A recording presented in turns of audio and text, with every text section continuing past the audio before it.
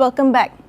Businesses today, as well as industries, are being pressured more than ever in order to adapt and survive in an ever-changing and an ever-challenging business landscape. Today, we will be joined by two gentlemen who will be speaking on business growth engineering. First, we have Mr. Poon Yew Hoe, who is the managing partner of Crowe Malaysia. Then we have Mr. Micheal Lim Jr., who is the executive director of Crowe Growth Consulting. Thank you so much, gentlemen, for coming here today and speaking with us. Now, off the bat, can you just talk to us a little bit about your backgrounds? I am the managing partner of Crowe Malaysia. We are an auditing, taxation, and consulting firm, and we have a staff of about 1,200 in the whole of Malaysia, with 13 offices around the country and headquarters in Kuala Lumpur. All right. Mr. Micheal? Well, as for myself, I've been a consultant, or what you call as a growth engineer, since very, very young. I started when I was about 14 plus, Right. helping my dad's business, and then moving on to doing something global, and then now with Crowe looking into growth consulting itself. So industries and businesses are being pressured to grow. So what would you say are the indicators that a business has hit a roadblock in terms of growing itself? Yeah, I think one of the things that I look at is the RICE model. It's a bit like your RICE model. So the first thing a business has to have a good growth area is the relationship that it has with either suppliers or customers. When that relationship is pretty much maxed out, then we have to find ways to build new relationships in the market. I think the second I is ideas. So a lot of times businesses are stuck with having new ideas to explore new way to grow their business. And of course, a lot of people would then say that C stands for capital, right? Or cash is important. So a lot of business has relationships, ideas, but they just don't have the cash to grow further. And lastly would be the entrepreneurship energy. So if you don't have that energy to push it further, then the business will continue to grow at a very normal phase, or either sometimes just stagnant. And sometimes, we even share that there is a price to pay for growth, and the last part, which is called P of that whole rise, price, I call it as passion. So with passion, sometimes the growth gets even further than just rise alone. Like most companies are fit for growth. How would you say that they can grow with this price model? Well, I think for companies itself, they need to understand that growth itself is a bit of a science of art and an art of science, like how Leonardo da Vinci says it, right? There are many parts of growth which is very art in nature.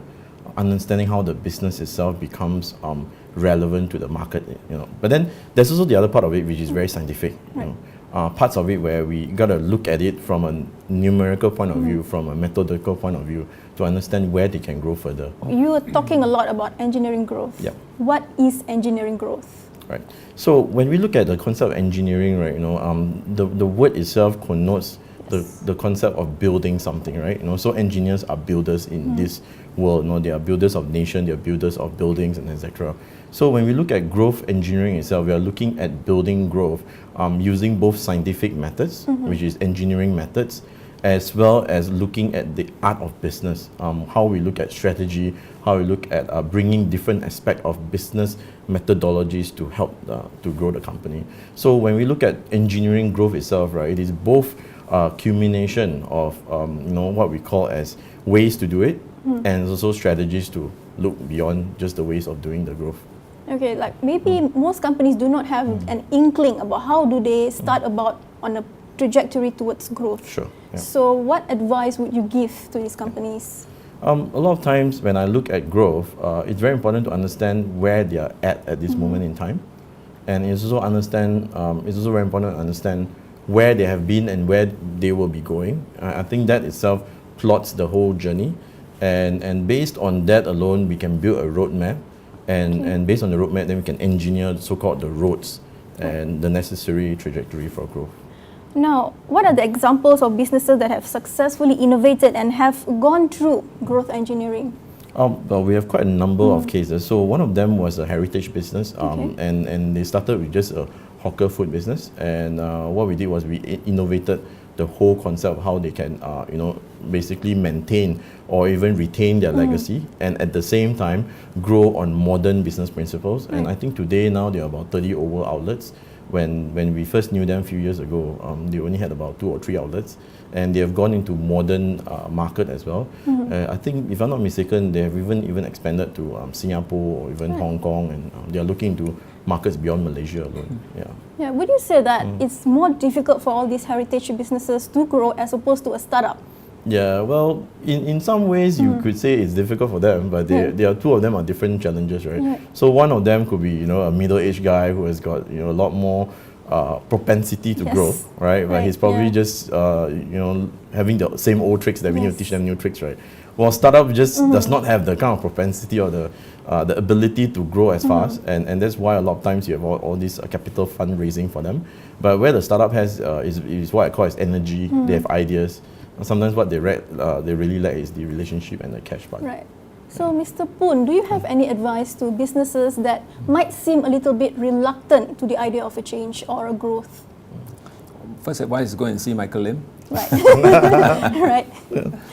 But I think that what is needed really is, at the end of the day, the entrepreneurship and the passion and really the desire to grow further. And with that, then you can think about ideas, how to make it happen, Sometimes growing is not easy at all. I mean, it means having to commit money, capital, to bring in ideas, to bring in perhaps equipment, to bring in good people and all that. So it is really a challenging thing, to go out with boldness and with the innovation.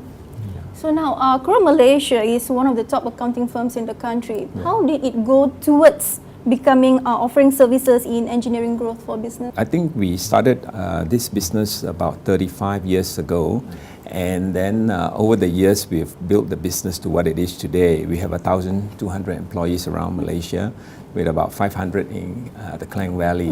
And so through this building of the business, we noticed that our good and best clients are probably those who have grown well. And we feel that to have a successful business on our side, and also to help our clients, which is really like symbiotic anyway, I think it is, we see that there's a need in the market to have good clients who are growing. So I think that spurs us to think about how we can help them. But it's such a difficult field. It's easy to talk about growth, but it's so difficult to really engineer growth because you need to have those expertise and the components in place. And I think what Micheal is able to bring to the table is that he not only can bring ideas, but he can bring the connections to capital, the venture funds, the PE funds and all those, And on top of that, he can bring in new business models. It may not necessarily just be direct selling. It could be a MLM, it could be a franchising model and that kind of thing. So there's so many different ideas that business can work with, and I think it all depends the business that they're in. So this is really what I feel that could be done. Yeah. How can Crowe help businesses grow? Yeah, actually, when it comes back to growth itself, right? I think the power of the firm here is this: we have both the traditional means, tax and accounting, which is still much needed when you grow, because you have to get it right. You got to get your structure right. And then as far as we are concerned over here in terms of growth consulting, we basically customize the growth to the company. So we don't have a one cookie cutter kind of template. And then what we'll do is that once we customize it, we even bring in different industry experiences into that particular industry. And that makes the growth really unique and special to a client. And sometimes it kind of sets them apart from other people. So just to give you an example, there was a retail client that we worked with. So what we did was we brought in hospitality concept into a retail business. And that itself changed the way how the whole shopping experience is for their customers. Yeah. So what other industries have you worked with so far? Well, I've pretty much done quite a fair bit. So from oil and gas to even mushroom farming. We even did a military project many years ago, looking into cost-benefit analysis, to even what they call semiconductor industries, F&B, food and beverage, hotels, healthcare, education. What would you say is a smart decision for a company to grow? I think the decision to grow itself is already a smart decision. Yeah, because if a company does not want to grow, then why are they in business in the first place? And it's actually, businesses will be punished once they do not grow. We can see in the market today, a lot of times we talk about how businesses are disrupted, right?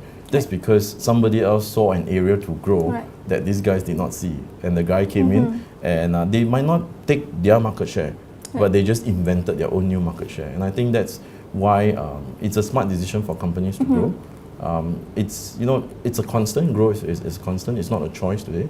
And I think it's very important that company must understand that every decision that they make is a choice to grow. I need advice from you guys about helping smaller enterprises and maybe SMEs. Like SMEs are maybe more frightful about the idea of growth compared to bigger entities that have all the means and the funds to do it.